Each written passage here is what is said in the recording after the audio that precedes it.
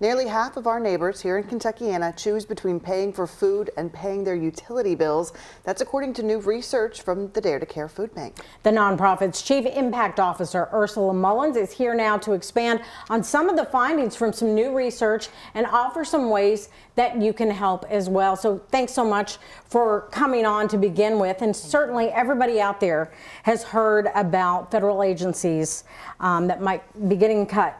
So what are you learning? Are you worried about that? Absolutely. Well, thank you for having Dare to Care on this afternoon. But absolutely, there are a few things that are keeping us up at night.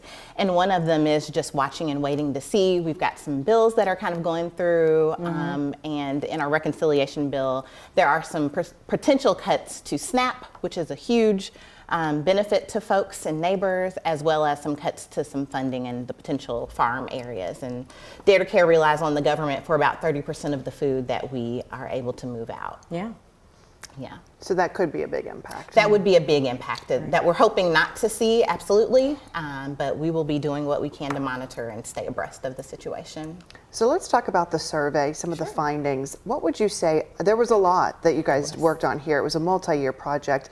What came out of that you think people at home really need to be aware of? Wow, it's been a labor of love, about 2 years, like you said, of trying to get some research and hear from our neighbors who we're serving all the time to find out what their needs are and what their lived experience is with food insecurity.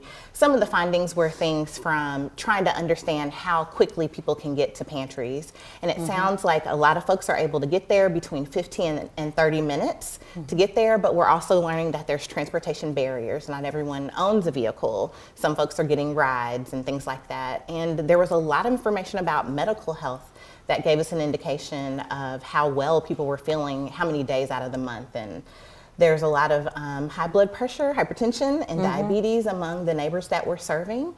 And so that gives us a lot of pause to think about the food that we're able to get in and what folks are able to prepare with the food that we're able to give out. Okay, let's talk about how people at home, they're hearing this. We don't want anybody to go hungry. That's right. What can they do? What about also with that, local organizations like churches that want to help and even are trying to take food? Absolutely. Well, local churches, lots of other community places, those are our partners, and that's how we get our food out, to be honest. Okay. We have over 300 partners who distribute food. They're known as pantries, and we get that food to those food pantries. So if anyone out there needs help or you know someone who does, we encourage people to check on your neighbors. A lot of times food insecurity is silent and people don't tell you what they need. You can go to daretocare.org. We have an area on there for finding help. You can put in your zip code or your address and it'll pull up the pantries that are closest to you. If folks are interested in partnering with us, we love partners. There's lots of ways folks can do that. You can get in touch with us on our website if you're interested in being a partner and helping to distribute food. We always welcome volunteers as well. And even if you're not volunteering with Dare to Care, we have over 300 partners who could use some volunteer help as well. And then of course donations. For every $1 that someone donates to Dare to Care, we're able to provide 2 meals just because of that spending power that we've got.